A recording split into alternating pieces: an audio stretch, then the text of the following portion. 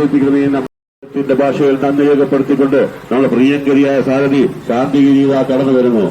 അനുഗ്രഹിക്കൂ, ആസ്വദിക്കൂ. അതേ സുന്ദരമായ സ്വീകരണത്തിന് നമ്മുടെ പ്രിയങ്കരിയായ സാരഥി ശാന്തിഗിരിവ കടന്നു വരുന്നു. അനുഗ്രഹിക്കൂ, ആസ്വദിക്കൂ. താമര ചിഹ്നത്തിലോട്ട് രേഖപ്പെടുത്തി കൽപ്പിച്ച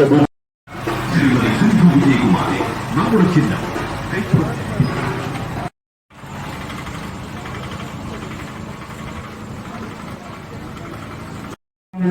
ഇതുവരെ കടന്നു വരുന്നു. അനുഗ്രഹിക്കൂ, ആശീർവദിക്കൂ.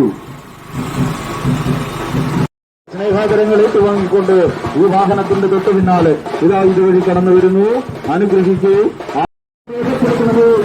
കൊണ്ട് നമ്മുടെ പ്രിയങ്കരിയായ സാരഥി ശാന്തിഗിരീത ഈ വാഹനത്തിന്റെ താമരയടയാളത്തിൽ നിങ്ങളുടെ വിലയേറിയ സമ്മതിദാനാവകാശം രേഖപ്പെടുത്തി വൻപിച്ച ഭൂരിപക്ഷത്തോടുകൂടി തന്നെ വിജയിപ്പിക്കണം.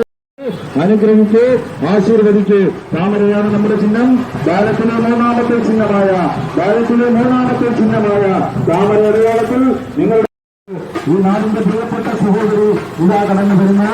കഴിഞ്ഞ 5 വർഷക്കാലത്ത് സമാനതയില്ലാത്ത വികസനം നമ്മുടെ പ്രിയപ്പെട്ട സഹോദരി ശാന്തിഗിരീത ഈ വാഹനത്തിന്റെ തൊട്ട് പിന്നാലെ ഒരിക്കൽ കൂടി നിങ്ങളെ നേരിൽ കാണുവാൻ, നിങ്ങളുടെ സ്നേഹാദരങ്ങൾ ഏറ്റുവാങ്ങുവാൻ ഇതുവരെ കടന്നു വരുന്നു.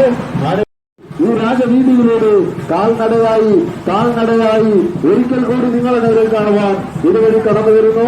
അനുഗ്രഹിക്കൂ, ആശീർവദിക്കൂ. താമരയാണ് നമ്മുടെ ചിഹ്നം.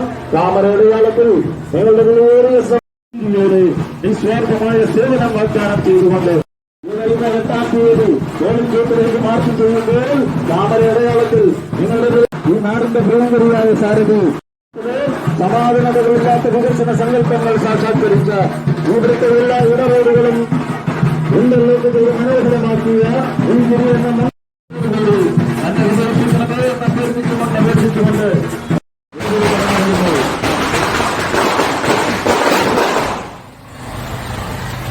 അമ്മമാരെ, ഗുരുജനങ്ങളെ, പ്രിയപ്പെട്ട സഹോദരന്മാരെ, നിങ്ങൾ